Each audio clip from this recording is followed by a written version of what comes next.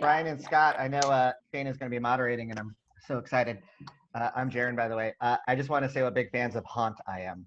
Oh, thank you. Oh, thank you. Thank you very much for saying so. I think you guys directed the hell out of that movie. And, very nice of you to say. Thank you.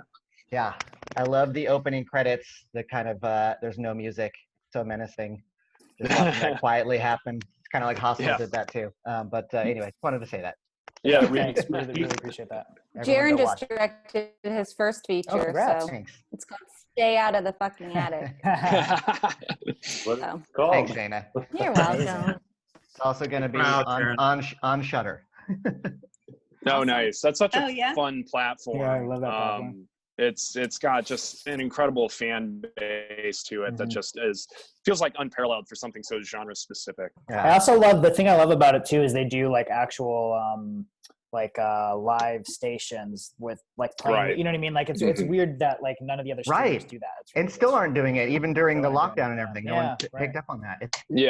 I'm Shayna Weber. I am the manager of production and research at the ISA, and I also host a few of these webinar conversations, and I'm very excited for today's. Thanks, Shanna. I'm Jaron. I'm the creative executive at the ISA. I work with Felicity Wren, who's not here, on managing the development slate. We find scripts and writers from across all of our platforms, contests and writing gigs and referrals and all that great stuff, and get them out to people.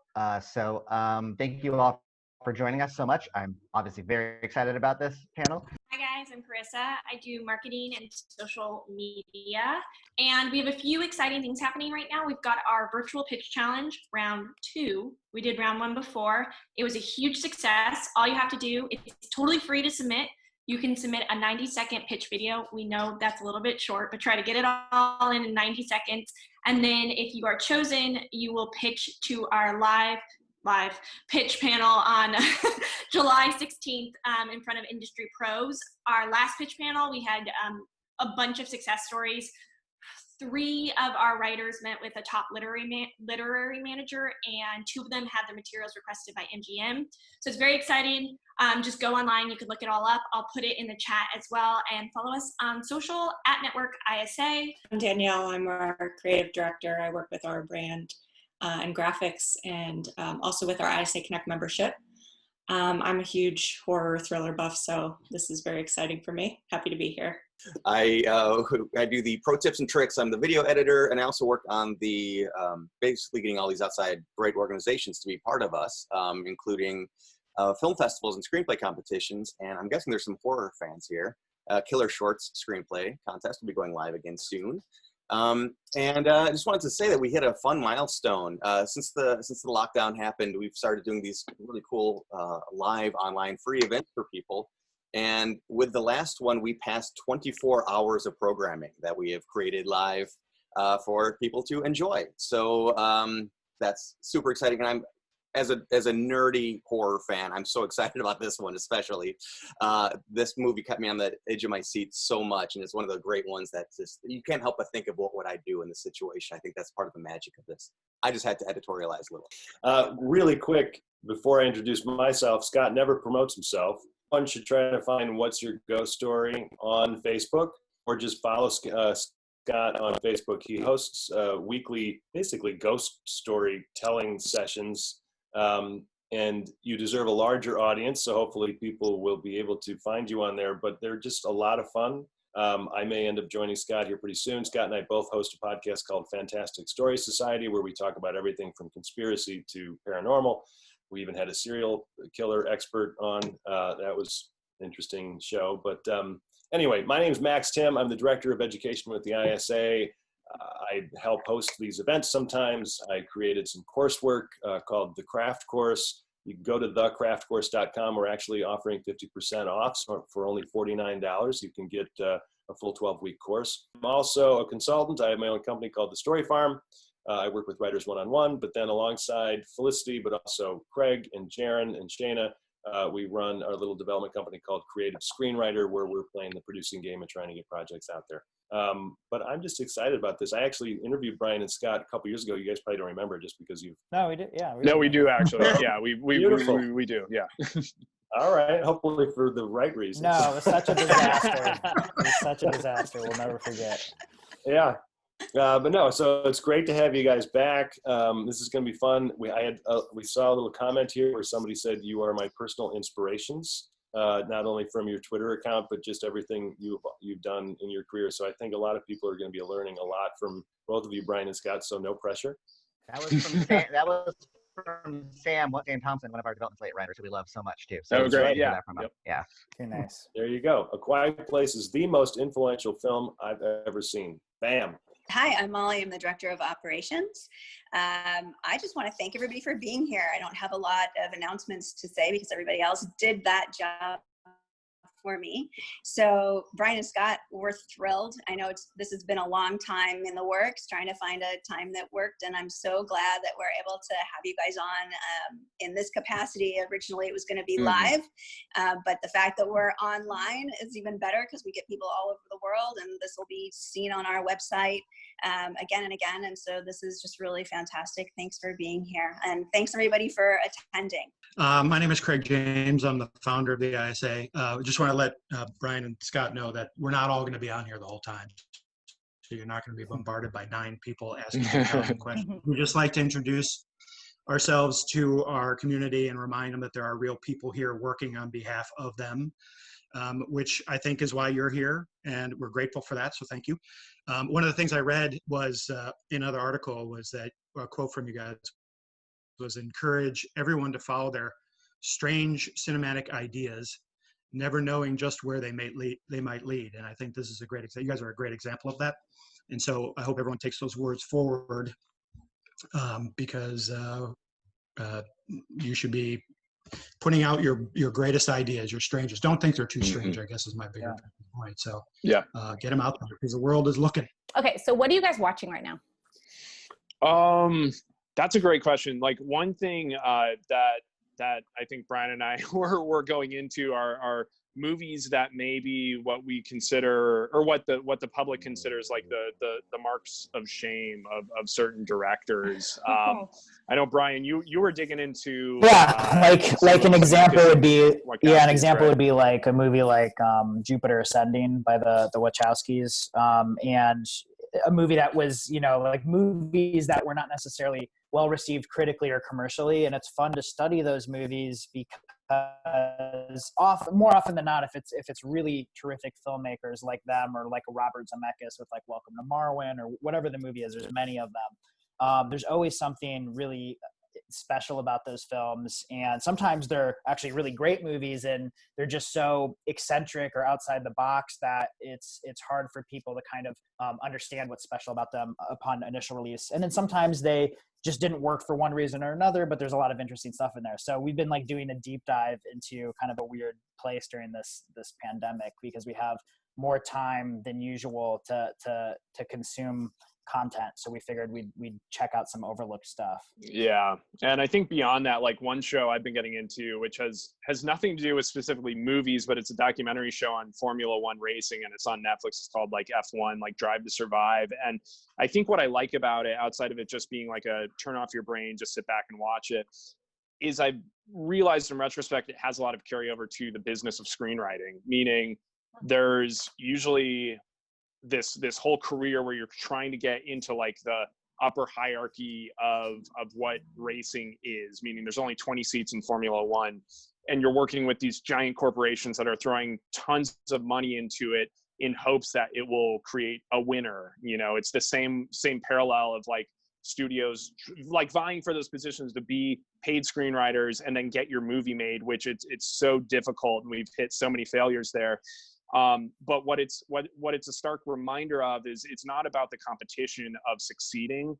It's about the passion to do the work itself, meaning that you should enjoy the effort of driving that car just as much as you should enjoy the effort of like sitting down and writing. As hard as that challenge may be, like there has to be some sort of joy in it that you get out of it. And so I think that documentary like has been catharsis for me to kind of look back and reevaluate, what screenwriting is as a career, the way it relates to this Formula One show.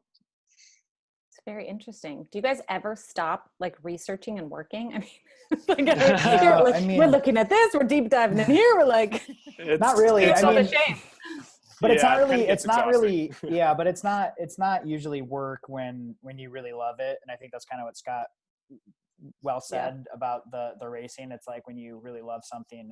And so, yeah, no, we try to cram it in. Like this like weird thing I do now is, when I'm playing video games, which I enjoy, like I'll have like a podcast in my ear. I'll have like a headphone in. I'm listening to like an interview with a filmmaker or some kind of like film related thing, so that I'm not completely burning my time. It's nice to kind of fill your brain when you can. So. Right. Okay. So I'm going to get into talking about, you know, how you guys met a long time ago and started working together really young. But what was a film when you guys were young, or a show, or any sort of creative thing, a book or anything, that was something that made you go, oh my gosh, this is what I want to do? Do you guys have the same one, or are they different ones? I mean, I'm sure there's plenty of carryover, just because Brian and I, we've known each other since we were 11 years old. One thing I can think of, and again, it's going to be a documentary answer. It's actually not like a fictional scripted narrative. It's the making of Paul Thomas Anderson's Magnolia. And watched that when I was like maybe 14 years old, and had a semblance of like what it takes to write a script and get a movie made.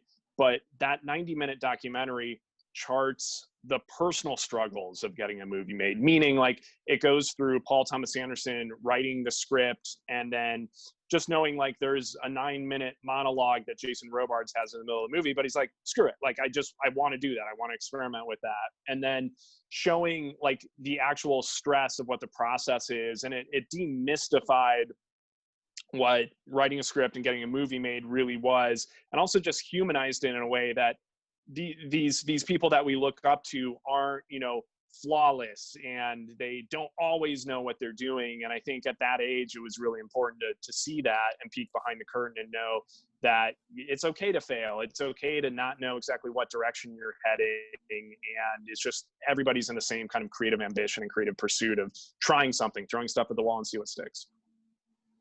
Cool. Yeah. And I think I have like, I don't know. I mean, there's so, like Scott said, there's so many, like Magnolia was one for me. I think like going back even earlier when I was younger, just thinking about the things I love. This has been on my mind lately because Joel Schumacher just passed away, really terrific filmmaker. And remember seeing like Batman Forever and being like in like the Tim Burton Batman movies when I was younger, and like that very first like kernel of it would be fun to make movies came from like, it starts with like, oh, it'd be fun to be Batman. And then you kind of like, oh, like I'm, you know, like I'm a pasty redheaded kid from the Midwest. I'm probably not the best Bruce Wayne, but like, you know, like making those movies with you'd make a good Riddler. That's insulting. But like making those movies with our friends and getting to cast them and making those kind of like home movies, like that was like the first thing, just doing it for fun. Right. And then like a little bit later on, seeing a movie like Magnolia, like Scott said, or seeing a movie like The Sixth Sense by M. Night Shyamalan when we were in kind of middle school, just so inspiring. Something like that just like really blows your mind and really shows you how far cinema can go. That was a bug that we caught pretty early on. So will you guys just talk a little bit about, you know, you said that you met when you were 11, and how did you guys start creating movies together? You know, that's really young and super, I mean, I wish I had a friend when I was 11 to do that with, you know, that would have been amazing. Just talk about how you guys started together and sort of like going up through the years of school and stuff. Yeah, well, I mean, the first thing I would say is we wish we had that friend also. Cause like before Scott and I met, we were both boring our other friends with like making stop motion movies, and they would like get frustrated and like not really want to devote the time to the patience that it takes to do like claymation. And so like meeting Scott, it was like, oh, you like somebody who likes to do this too. So it was really nice to meet that person. Go ahead, Scott. I cut you off. Sorry. No. Yeah, essentially like we both realized we wanted to make movies together. We, you know, had our parents' cameras and our action figures, and we graduated to forcing our friends to be in our movies. And that's where we would write like 6 or 7 page scripts and just film it over a weekend and try to emulate the process as close to what we could imagine the process was when we were, you know, essentially 11, 12 years old. And then when we got into high school, our ambitions grew a little bit. and we would write feature-length scripts that, in retrospect, like had no structure. It didn't have like a thrust to it. It could not engage people on like the most basic level, but we didn't know any better, and we just wanted to make these movies. And so we'd hold local casting calls in our hometown of the Quad Cities in Iowa and Illinois, and just made these movies with sheer favors from everybody for like $300. And I think the process of making those movies honed in on like how narrative structure works, like what character really means and what you can show on screen versus what you can write on the page and maybe not necessarily communicate. And I'll try to make this like the short version of it, but when we were in college, we won a film competition with one of these movies that was sponsored by MTV, and we thought we got the golden ticket to Willy Wonka's Chocolate Factory because there was a development deal that was the grand prize. And at the time we were like, oh, we made it, like this is it. And what progressed from there was like a series of doors like just shutting in our face. Like the development deal was with MTV, and all of a sudden, as soon as we signed that deal, the entire MTV film staff like was canned by Paramount Pictures. And then it kind of turned into this like ethereal deal that really like we had to find a way to make that into something, meaning we had to chase down an old executive that used to work at MTV Films, pitch him some projects, and all the while we were writing our own feature scripts. And these are feature scripts that never saw the light of day and will never see the light of day. And we look back at that as like kind of our film school era, where we were just like trying to flex our writer muscles and see what our voices were. And at the time we always wrote with the intent like this movie's going to get made someday, but really it was just like us trying to learn what writing really was at that point. So how many scripts did you guys, I saw it on Twitter. If anyone, I mean, you guys should follow, all of you guys watching, you guys should follow them on Twitter. They're offering advice and looks on rejection and like, it's really great what you guys are doing on social media, I have to say. I mean, it's really encouraging. And I think that letting people know that it's okay to fail and keep going is really important. So what was the script that you guys wrote? Was there one before A Quiet Place that was sort of like where you knew finally that, okay, now we do know how to write?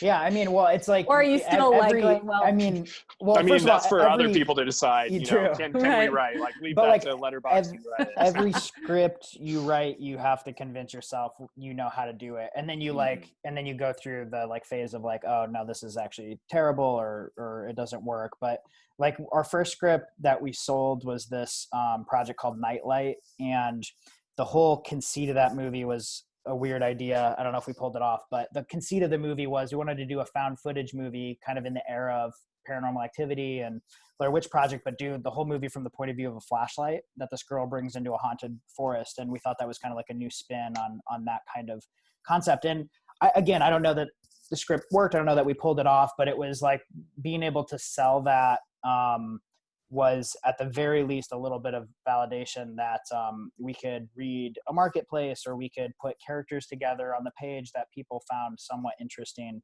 But it took, I mean, there were probably at least, I don't know that we've ever done a head count, but there was at least, 30 bad scripts that preceded that, just because each one was a learning process. And we were kind of young at starting out as writers. And also it takes a long time to kind of get people in the industry familiar with your work and comfortable with reading you. And so there were many scripts before that people would read and they'd be like, yeah, this is kind of interesting. Like, this doesn't really work, but like, let us know, the next time around. And just kind of working on building that, I guess, if nothing else, reputation in the business for writers that were at the very least readable. So that was kind of the moment where we felt like, okay, maybe, but it took a long time. Maybe. You're like, maybe this has something. So how do you guys work together? Like, I have a writing partner and we always write together. We'd like to just sit down together. So how do you guys collaborate? Do you guys always agree? Kind of just talk about your partnership and collaboration. Yeah, so like the writing process usually starts with like, a very basic idea that one of us thinks is cool. or maybe it's like a combination of ideas where Brian had an idea, he pitches me, and I'm like, oh, I've been thinking of something that's kind of similar, and then we kind of meld those together. And then we'll kind of talk generally or add notes to like a workspace. And this can be over the course of months. And in the instance of Quiet Place, this was over the course of years that we were kind of building what that idea really became. And we'll kind of figure out like what's the concept of the movie, but then what's the heartbeat of the movie. So to use Quiet Place as an example, like the first thing that we really honed in on was we wanted to make a movie that felt like pure cinema, meaning there wasn't dialogue that had to thrust everything forward, that it was really about the sound of the movie. It was about the tension of the movie. But we knew that gimmick wasn't enough. And so our next point of conversation, again, this was over the course of, months and years, was what's the heartbeat of the movie? What's really the crux of this? Why do we care? And so we started formulating the idea of the family, and the family that has suffered a tragedy, and there's this deaf daughter, and all of these pieces started coming together, whether it was from our imagination or from like a real life, like growing up with a friend in high school that actually had a hearing impairment, and folding all these together until we finally felt like we know what the beginning really looks like. We know loosely what the second act could be, and we know the very end of the movie, meaning with A Quiet Place, like we knew exactly where to land the emotional beat with the father. And we don't usually write in the same room. Like at most we'll kind of chat back and forth, and maybe we'll do a very, very loose outline, but we leave a lot of leash for ourselves, either to run or hang ourselves, in terms of like not knowing where the story's going 100%. And so we could be writing, like Brian could take the first 10 pages or something, and then he sends that to me because we're not writing in the same room. And then I'll rewrite that and then move like another 5 or 10 pages and then pass that back to Brian. And it goes on and on, but we do leave a little bit of runway for us to explore. So in one of our films, Haunt, there's like this point, like 50% through the movie, where we're writing the script, and we're just like, it's a haunted house movie. It feels like it's just kind of falling into certain tropes. And these were tropes that we had already outlined to a certain degree. And we're like, one day we were talking about it, we're like, what if we just take a 180-degree left turn and like we decide to go somewhere else entirely? And that's where the process started taking us, and that rewrote parts of the second and third act. And we're allowing ourselves to do that because we weren't so beholden to an outline.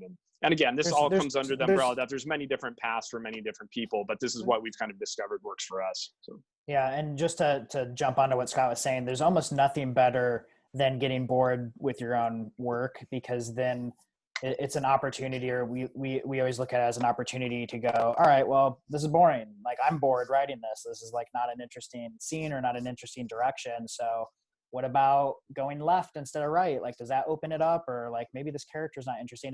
We always feel like it's a challenge. Like when the writing isn't good or the script isn't good, and we're more than capable of writing crap, it's like anytime that comes up, it's an opportunity. It's just an opportunity to make it better, make it more interesting. How important is it to you guys, speaking of that, like taking a 180 and going a different direction, how important is it to you guys to not do something and not write something or show something that, say, we've already seen before? Is it really important for you to take a fresh perspective and turn it on its head? I mean, yeah, I would say so. What I also would say is there's a degree of familiarity that, like, sometimes you want to inject, if only for people to know that this is like, that it fits in. This is going to sound weird, but like that it fits in a box. Like, what we like doing is having something start out where you're like, oh, I may have seen something like that before, but then doing a whole twist on it where it feels completely outside of itself and different, if that makes sense. So. Yeah, totally makes sense.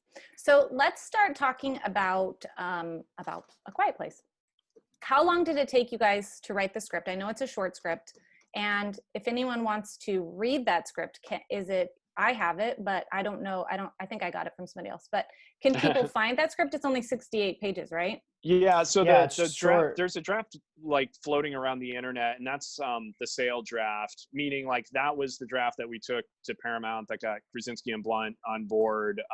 And there are subsequent like rewrites that we did for the studio, and then like the final shooting draft that looks visually a lot different. But yeah, that 67-page spec is out there, and it was. That, I mean, it's bizarre. Like if anybody ends up looking at it, like we took some wild swings in terms of the writing of that, because there's images in it. There's ways that we play with words on the page, and we were inspired by like Dan Gilroy's script for Nightcrawler, where it's very visual and feels very atmospheric as you're reading down it. Walter Hill and David Giler's draft of Alien has that same sparse language that we were trying to chase. And we were just trying to sell the pure cinema and mood of the film. So like a lot of our ambitions for it was this movie would have to be very sonically intensive. And so any time that we could communicate that by shrinking fonts on the page or like putting one single word on a single page to really show the impact of it, like we tried to do those type of techniques. I think that was super cool. And I know that within my writing world, that, like, I feel like people have followed that lead. I think that's really cool because you're setting a tone within your script. Mm-hmm. So amazing. On that same note, it's very brave to write a 68-page feature script and send it out. Can you guys talk about that process of you wrote it, at that point, did you guys have manager? Did you have an agent? Like, were they sending it out? What were their thoughts on something that was shorter and, silent? So at the time, I guess one thing I want to make clear is that we had the first we wrote it as like a 15-page script with all the major beats at first, 15 pages. And it just sat on our hard drive for like a year. It wasn't like, we weren't like, oh, this is the greatest idea we've ever come up with. It was just like one of 20 ideas that we were like, maybe this is interesting. And then we put it in a drawer. And to clarify, like even before we wrote that short version, there were all these notes sitting on hard drives for like 5 years at that point. So again, this was like a process that took a long time. It wasn't like we knocked everything out in months. And this is what we do with every project. We kind of like noodle on ideas. Maybe we'll type up some pages, then they sit on a hard drive. And if they're interesting, they kind of keep calling back to you. Mm-hmm. And this one, we were at a point in our career where, we had agents and managers, and we had sold some scripts, and people in the industry knew us, but we hadn't, we had like a couple things produced, but nothing that really caught on, but had a foothold in the business. And we were kind of just like at a low point in our career because we were kind of hitting our heads against the wall, chasing assignments, like studio things, because, we needed to pay the bills and money was getting thin and we had part-time jobs. And we were just kind of doing work that our hearts weren't in it, but our reps, our agents and managers kept saying like, oh, this will sell Screen Gems will definitely buy this pitch. And like, these people, like, this is the home run. And they were like, we were taking all this terrible advice. And so we shared this little 15-page thing with our wives or significant others who are our readers typically. And they both simultaneously were like, what are you guys doing? Drop everything you're working on. Like, this is the project to focus on. And we were like, oh, really? Like that weird little Quiet Place silent movie thing? Okay. This is why you always listen to your wives. Always listen to your wives. Just really listen to the best advice we can give. And they're absolutely right. And so like the second we started writing it, there's all this passion came up, and we just had all these exciting ideas, and it was a really quick process. We finished the script. It's short because there's no dialogue, so it's kind of compressed. It is unusual. But our agents and manager really got it right away, and they were excited. And then they two things, and one we don't really talk about, but the first play they made, I will not name this producer, but they sent it to a producer, a really big producer who they thought would be a great fit for it. And that producer basically passed. Like, they were basically like really hemming and hawing, and they were like, I don't know, like, we've got notes, we're not sure about this. And we were like, you know what, like, let's just move on. We believe in this project. Like, let's not even like waste their time. Like, let's not have a conversation about it. Let's just like, who's the next best person on the list? And our agents were like, we want to take it next to Platinum Dunes, Michael Bay's company. And we were instantly like, I don't even, we were just like, I don't know how that makes any sense. Like, Michael Bay is the loudest filmmaker in the history of cinema, and the movie's called A Quiet Place. We're just like, we did not get it. But that's why you trust your representatives, because they have their ear to the ground. They know who's looking for what and who has a special place at the studio in terms of getting movies made. And they knew that Michael Bay has made a lot of money for Paramount. They kind of have to listen to Michael Bay, whether they like the script or not. And so that was our first play. And those guys really responded to the script, had a lot of conversations with them. They wanted to do a big theatrical movie just like we did. And eventually that became our home. Paramount bought it pretty quickly. I think they like preemptively bought the script and took it off the table. So it happened fast, but it doesn't normally work like that. We were just kind of lucky on that one. And then how did John Krasinski and Emily Blunt come into it? So that process happened. It was not too long after that. We were doing some rewrite drafts for the studio, but that process was like, it's kind of what you dream about, where like the studio had like the right intent. Like they knew this movie had to take a few wild swings. And so the rewrites, we never felt like, changed the DNA of what the project was. And then throughout that process, the script got submitted to John, and at the time, like we got this crazy phone call one day in November of like 2016, and from our agents. And at first, like their voice sounded really panicked, and we're like, what's going on? Like, what's happening here? Did they pull the plug on the movie? And they're like, no, this like crazy thing happened. And they were saying like, John read the script and he loved it. And we're like, okay, that's fascinating. And then he was like, and then he passed it to Emily Blunt and she loved it. And we didn't realize at the time that John and Emily were married. And so we just thought they were like hanging out one night and they were talking about this project. And all of a sudden, like it came back that John and Emily want to do the movie, and Paramount's like, and we want to now release it like April 2018. And all these pieces started coming together.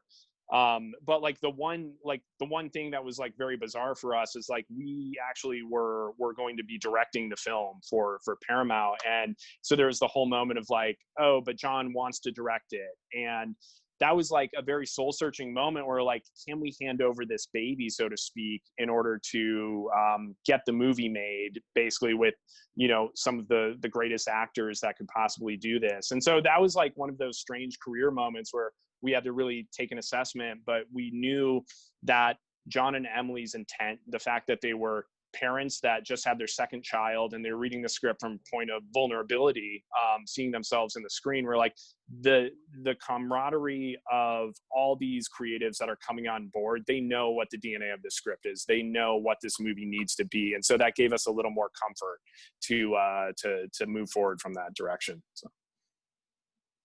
How do you guys handle though? I mean, how did you handle that? And how did you come to terms with letting that go when you did have the desire to direct it?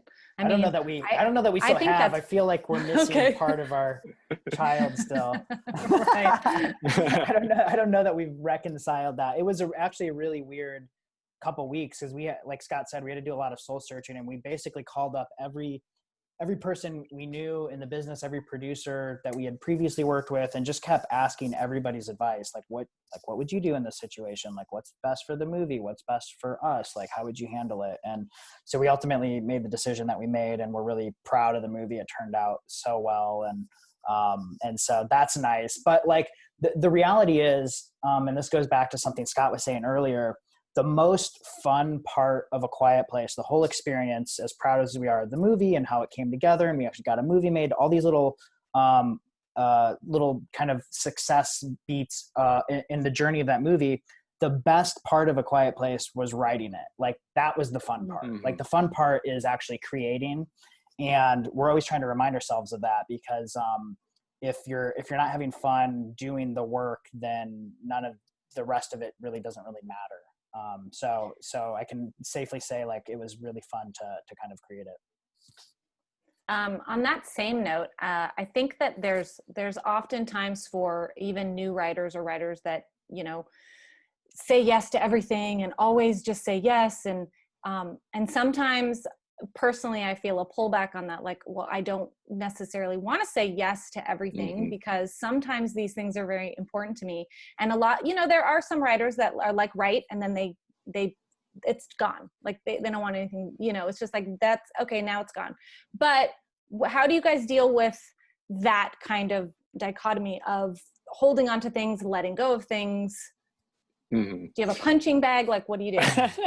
Well, luckily there's two of us. So like Yeah. we are our own, you know, psychiatrists, and we are also our own advocates. And I think like any time where we feel like we're hitting a wall, whether it's like ourselves creatively, like one of us can't crack it on the page, or if there's just like the low lows of the business, it's important to have somebody to talk it through, and then also figure out like what's in your control too. Like there's so many aspects of this industry that are outside of your control. Like if a studio passes on your script, that's not necessarily like entirely in your control of like the deciding factor.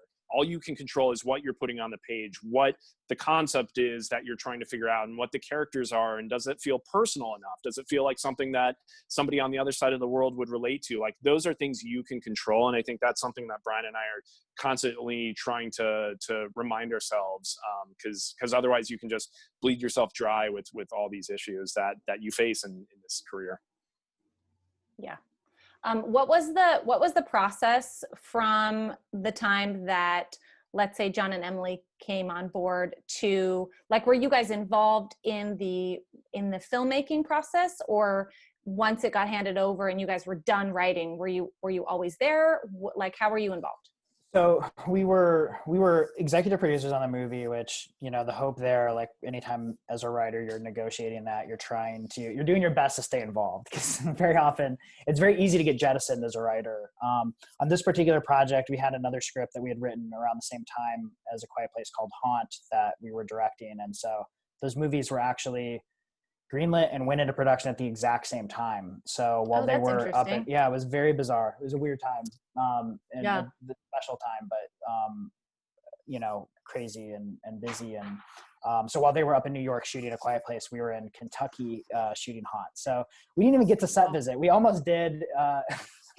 We had our flights booked, and then we decided we would be horrible directors if we left our production in Kentucky. But we're kind of sad we never got to go on set. But yeah, but certainly like in the post-production phase, like, you know, you get to see, you know, cuts of what the film is, and like I think the initial cuts that we saw, it was just like exciting to see the intent, even though there wasn't like completed visual effects and there was temp music and the sound design was only like 20% there. Like you could see the love and the blood and the sweat and the tears that everybody put into this movie. And it was not an easy production timeline. I mean, they wrapped in like November of 2017, and the movie had to come out April of 2018.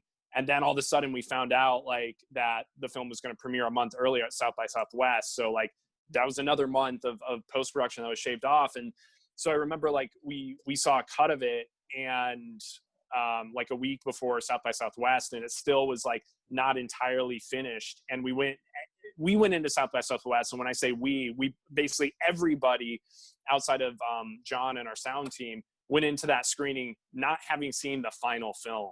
And so only John and the sound designers had seen it like 12 hours before we had the premiere in Texas. And it was one of the craziest situations that I think we've ever been in terms of like nerves and not knowing how it would be received, because we didn't even know, you know, exactly how we would view it. So.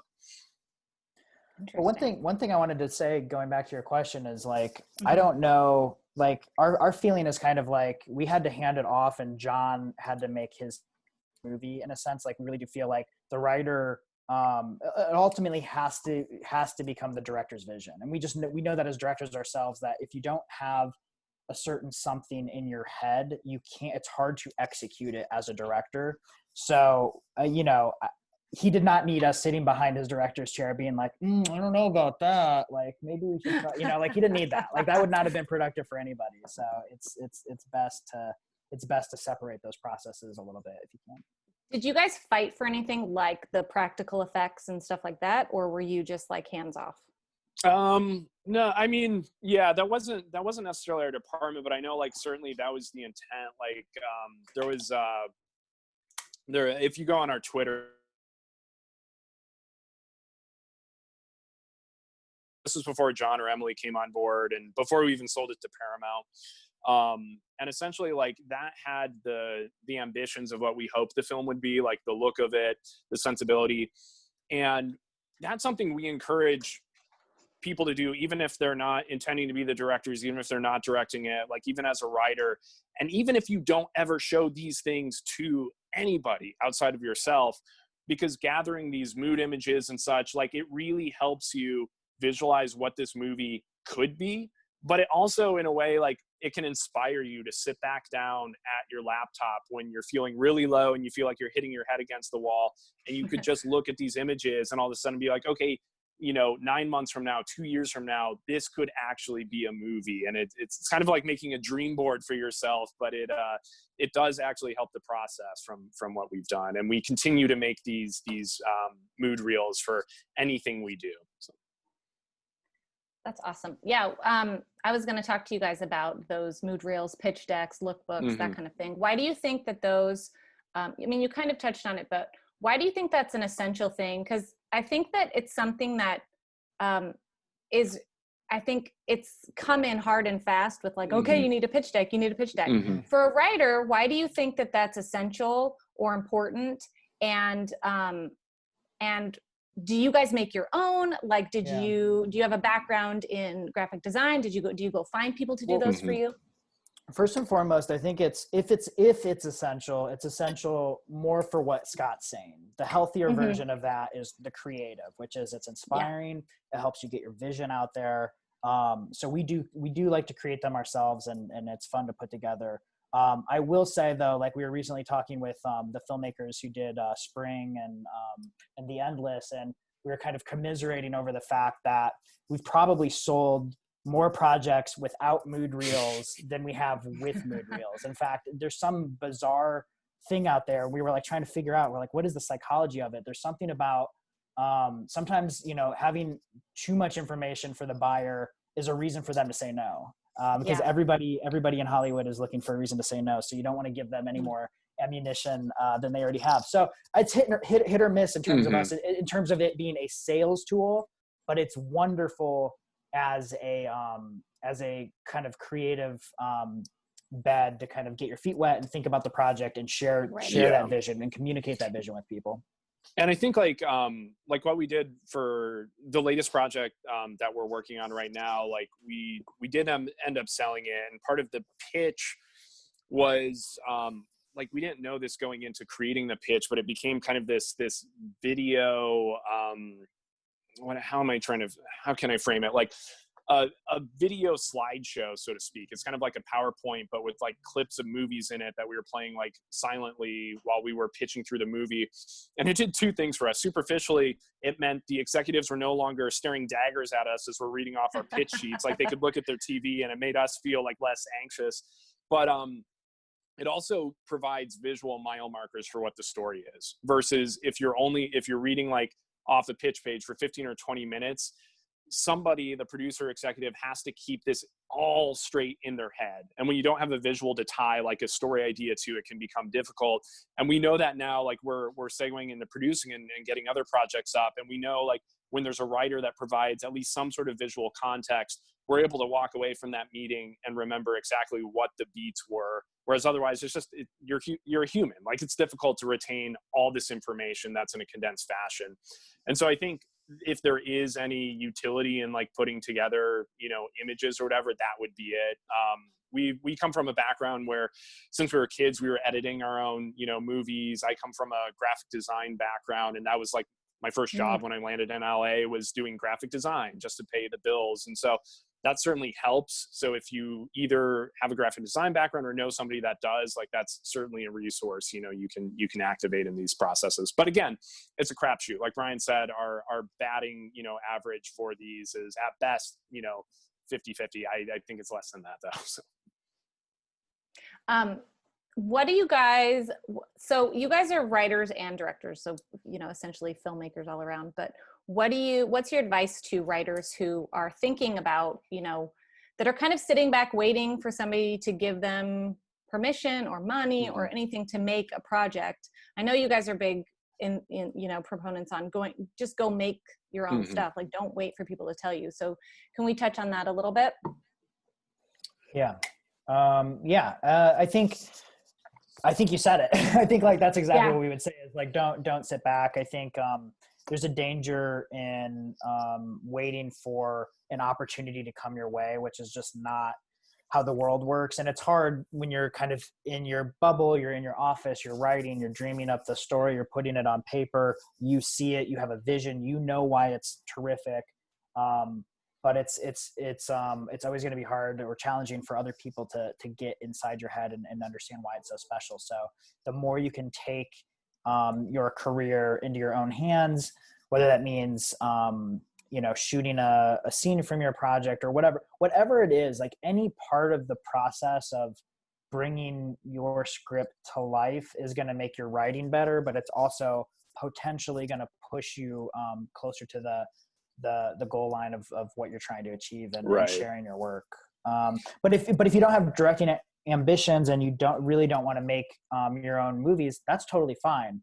So then I would say, like, in order to take your career to your own hands, find those people who do want to do that, and find those people who are a little scrappier and a little younger in their career, not age-wise, but like in terms of where they're at in their career.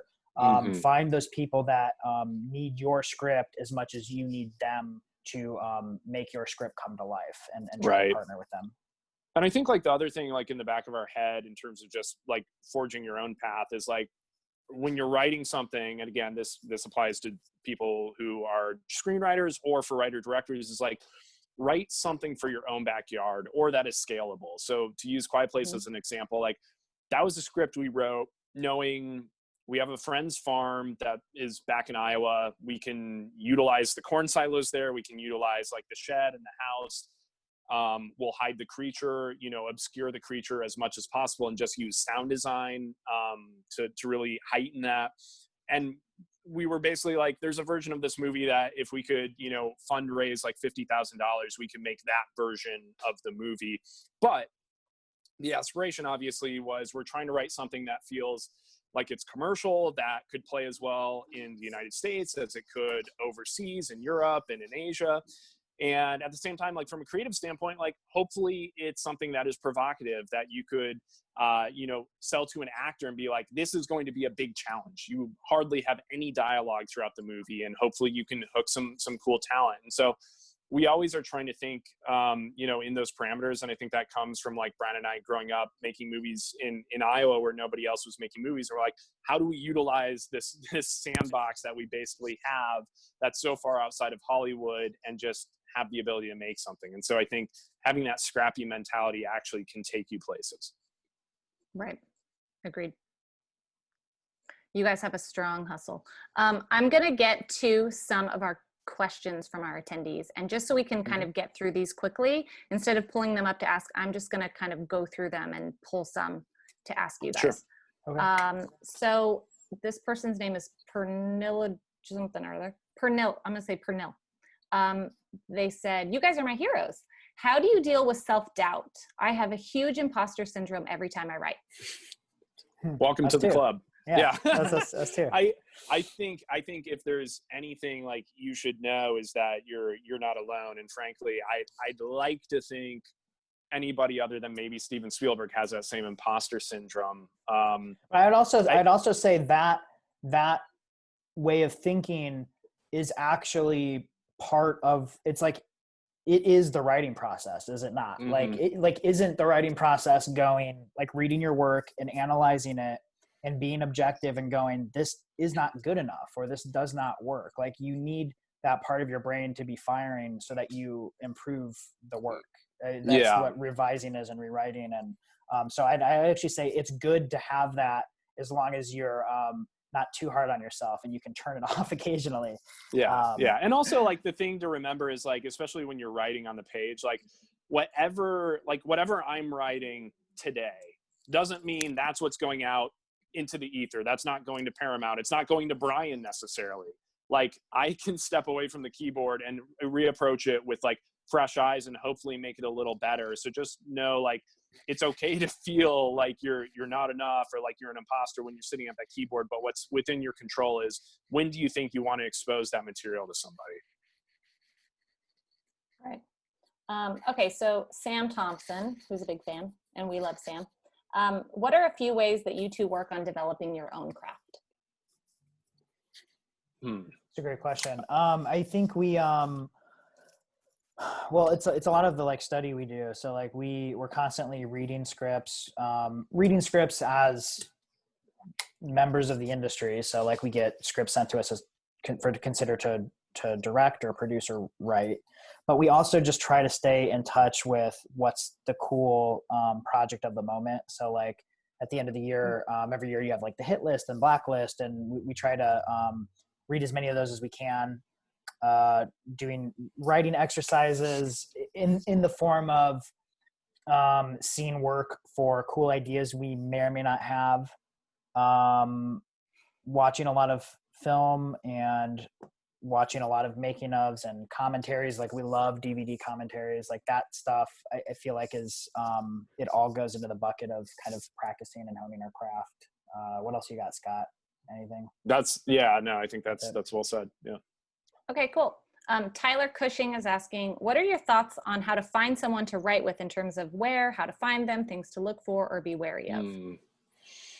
Right. I mean, yeah, that's hard to do. I mean, that's not just like a relationship with another writer, but it's like what we've experienced is a relationship with the producer. Like you never really know until you're into it. And I'm not sure there's a way to really suss it out other than if you have general brainstorming conversations, you know, and you don't commit to something initially, but you're at least feeling each other out, which is much the process of, you know, what general meetings are like when you're kind of circulating around production companies. It's tricky because like Brian and I, we grew up together, and so we kind of had that writing sensibility. I think as long as you find somebody that it's fun, you know, to go back and forth, and hopefully there's also like a shared work ethic, like those are the most important things to look for. But again, like you kind of have to go down that path to probably discover it, and maybe there's going to be some dead ends that you run into. Okay. Mateo's asking, I'm going through massive rewrites on my sci-fi script to get the beats for the midpoint, etc. right. How many rewrites did it take to get A Quiet Place completed?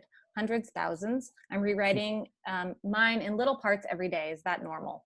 Yeah. I mean, so Scott and I, because we're a writing team, it might be a little different, but because we're constantly rewriting each other. So as Scott said earlier, Scott might take the first 10 pages. He'll send those to me. I'll rewrite them.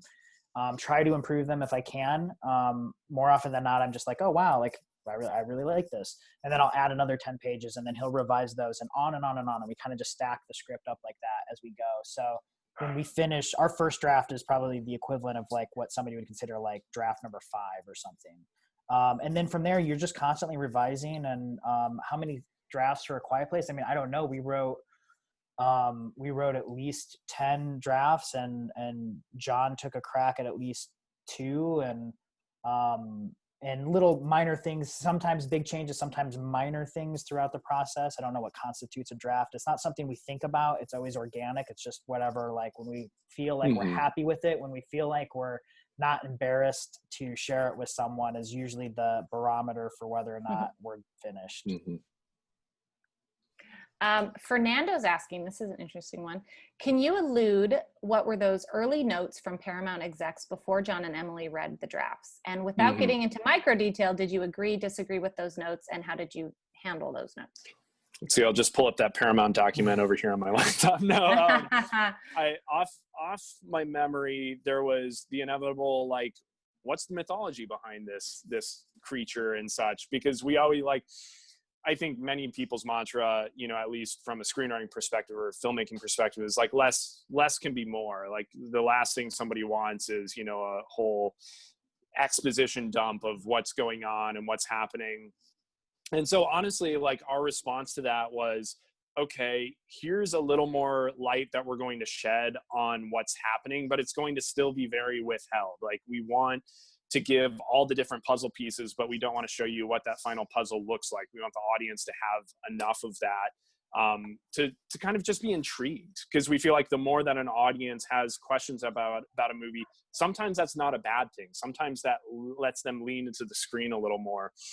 So that was one of the notes. And again, we addressed it by not saying like, okay, yes, we're going to dump a bunch of exposition. We're like, okay, well, we're going to take that note, interpret it, what we feel like is in the DNA of the project, and layer in like a few background elements. Brian, is there anything, can you remember specific?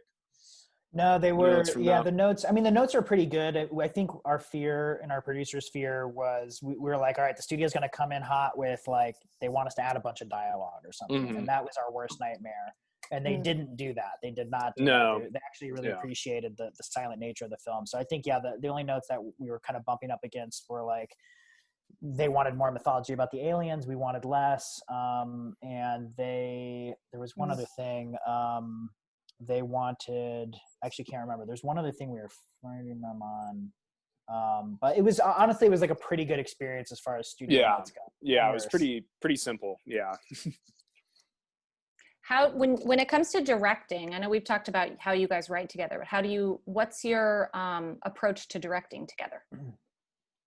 We love doing our homework before we have any conversation. So that means like, Brian and I really honing in on what's the visual touchstone of the movie. We storyboard almost everything. And part of that is by virtue of there's two of us who want to make sure we're on the same page. But I think more so, it's because we love the ability to tell a story in a sequence of shots that are building to something. It's not simply just shooting coverage and then figuring it out in the editing room. Like, we want the camera position and kind of the mood of the film to be dictated as much as we can before we're on set or before we're working with our cinematographer.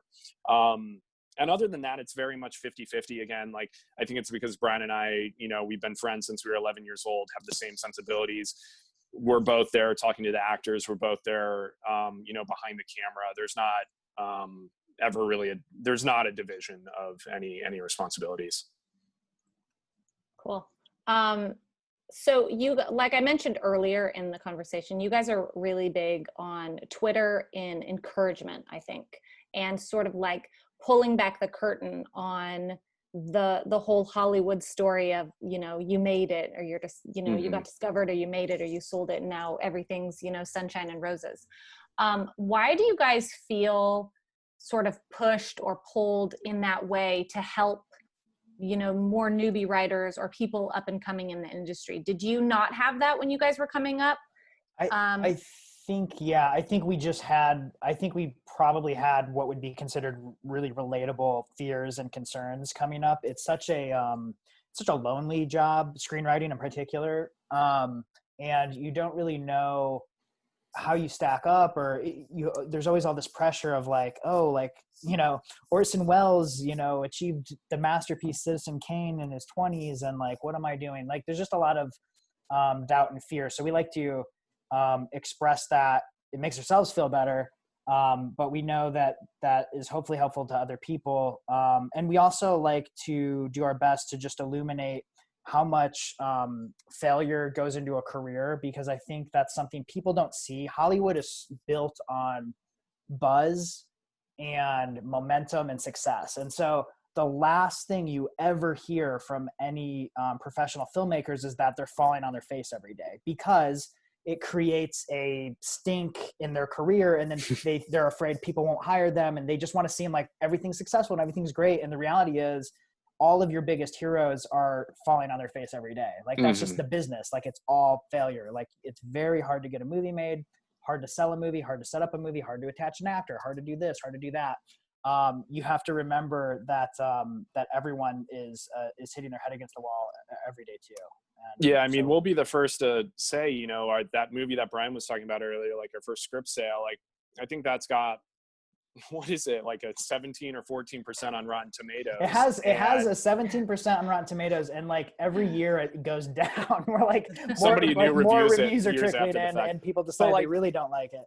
But like I want to illuminate that, because that kind of was indicative of where we felt like, you know, that's our self-worth. Like that's where we were at that point in our career. But then what we had to quickly remember from like past failures is, it's like this career can still be in our control. Like if we write something that we really love and that we're passionate about, like the hope is that will be contagious, and then we'll be able to, you know, find a way to make this movie. And maybe we can't write $100 million, you know, version of this movie, but let's write the version of the movie that we can make and that we still want to see. And I think that's something that we're constantly, you know, chasing, because that at the end of, like, everybody has a shelf life in their career, unless you're like Steven Spielberg or Martin Scorsese or Aaron Sorkin. Like, you have a shelf life unless you can kind of, you know, stack the cards in your favor. And so we're always trying to just bet on ourselves, whether it leads to a dead end or whether it does lead to another movie that we're fortunate enough to get made.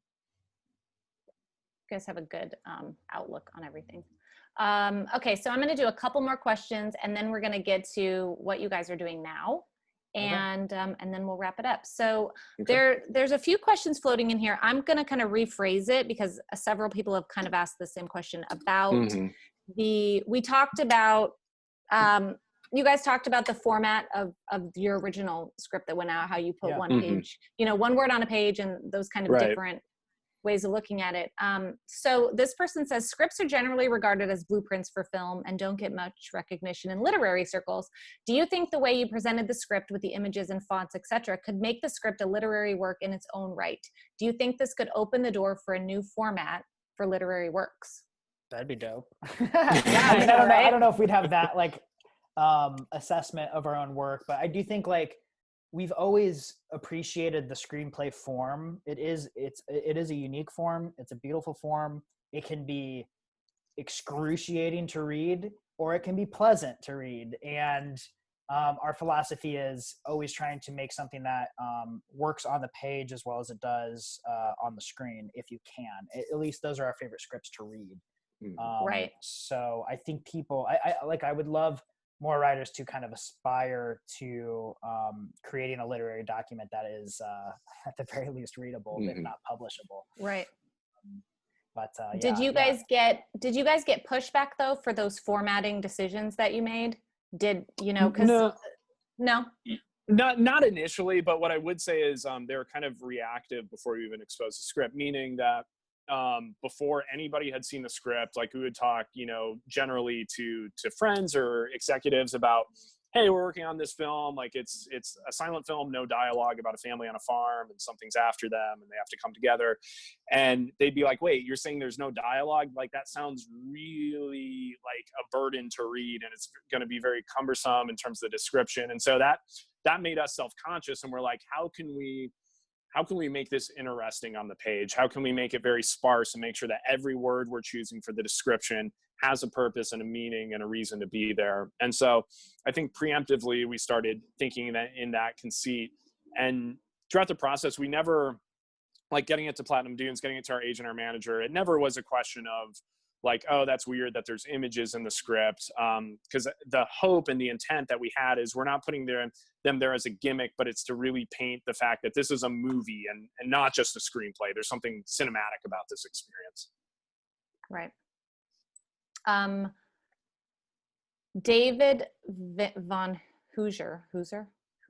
As an unknown, getting the attention of an agent or manager is damn near impossible. My experience is that the proverbial query letter does not work. Do you see any merit in screenwriting competitions to draw attention and to at least open a door just a little? Yeah.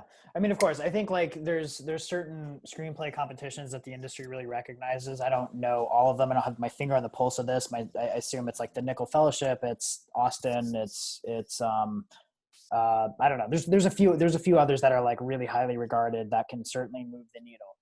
The thing about a screenplay contest is it's as much, and maybe this is a good thing because it's like an interesting parallel to Hollywood, which is it's about as much of a crapshoot as anything, which is it's very subjective. You don't know who's reading your script. You don't know what their taste is.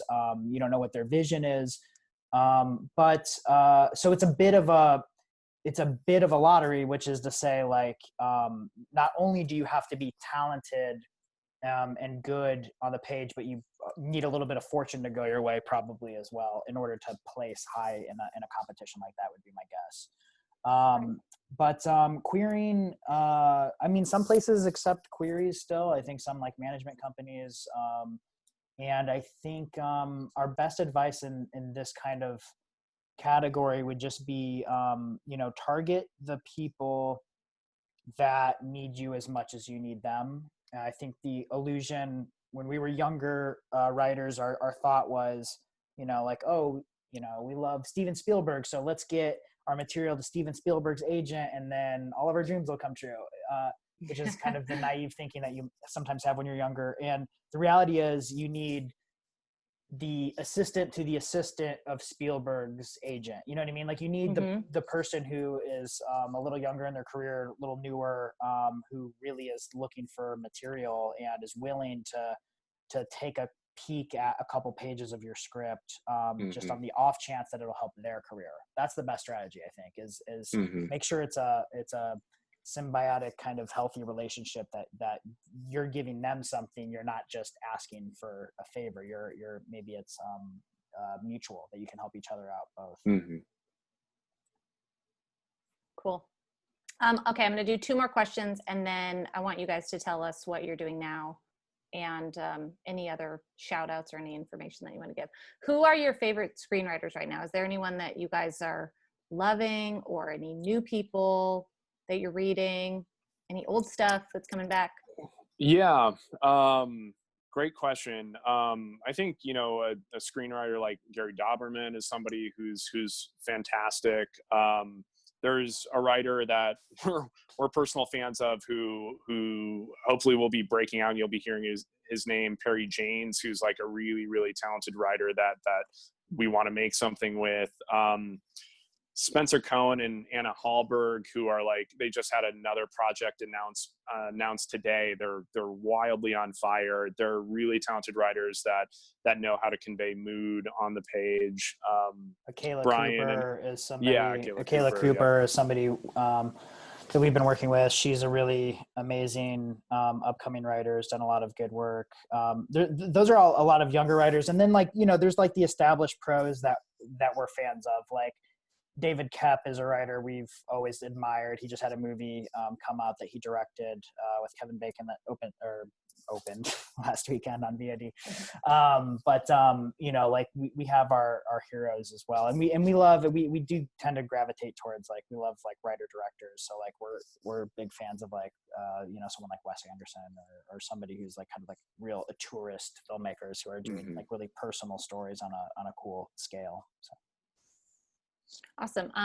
Sam Thompson asked another question. Any advice for a writer working with a producer for the first time on a rewrite of a script? Sorry, say that again. It was advice for working with a producer. Or a writer working with a producer for the first time on a rewrite of a script. Right. Hopefully it's painless. Like, right. That's a big question.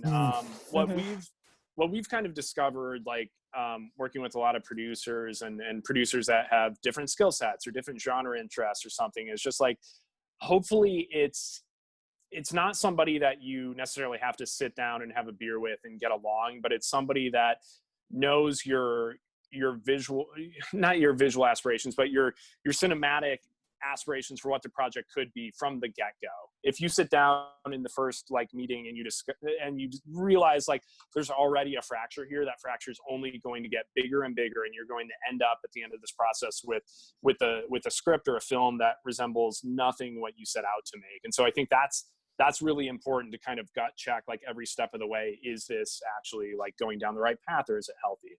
And then some just really quick practical advice is just be collaborative, and that doesn't mean like fold, or like definitely have a vision, definitely have a point of view. That's super, super important. But be the writer that they want to pick up the phone and chat with and talk through ideas. And you know what I mean? It goes both ways. Like, you want to work with those people, but you also want to be that person in that relationship as well. Yeah, it's the whole thing of like figuring out what's the note behind the note. Like, if they give a note that it automatically doesn't make sense, like, don't be like, oh no, that's stupid or that doesn't make sense. Like, give it some thought and figure out, is there something symptomatic that they're kind of registering in what they're saying that you can address a totally different way than what they might be suggesting. And I feel like 9 times out of 10, that's the job of a writer, is you know the material the best. You need to hear out other people's thoughts and figure out, like, is there actually a reason this does need to get fixed? Sometimes not. A lot of times there is a reason. So. Right. So talk about what you guys are doing now. Are you guys involved in A Quiet Place 2? How involved? What else is up? I know you have Boogeyman and an untitled elusive thing going on, yes. But will you just talk about current stuff?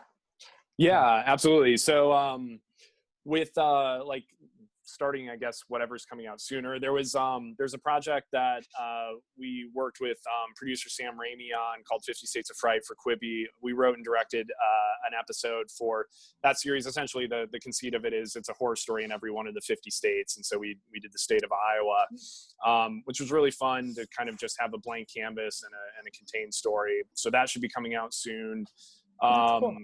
Quiet Place 2, we weren't directly involved, and that was in part because, like, the opening weekend in 2018 when that movie came out, Paramount basically announced there was going to be a sequel before, like, John or us even had a chance to, like, understand what was happening with the first movie. And it caught it, like, I think it took us all aback for a second. Like, I know John didn't necessarily have interest in, like, doing a sequel. And I think for us, we looked at that opening weekend and we're like, it's really exciting that, you know, this script we just incubated, that it happened to have, you know, the response that it did. And so we automatically, our gut reaction was like, not to go back to the well again of that, even though it's great that people want to see more. We're like, let's just incubate another weird idea and see if it sticks. And so we were writing that in conjunction with directing this thing with Sam Raimi.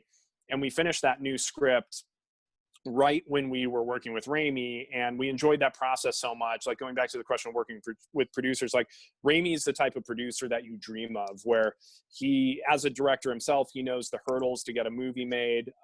He's also just incredibly encouraging. And so, long story short, we partnered with Raimi to take that script out, and that's something that we ended up setting up at Sony right before, like, the entire pandemic started. So we're working away at getting that movie made. And then we've got The Boogeyman, which is set up at Fox, which was really, really fun to work on. Like, obviously, like, probably everybody on this chat, like, huge fans of Stephen King, and just an honor to even, like, play in his sandbox.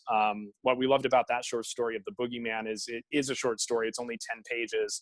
And so it's, you're able to honor Stephen King, but also, like, build the world out a little more in terms of what our sensibilities are, but still hopefully, you know, writing in a way that it feels very, very beholden to Stephen King's voice.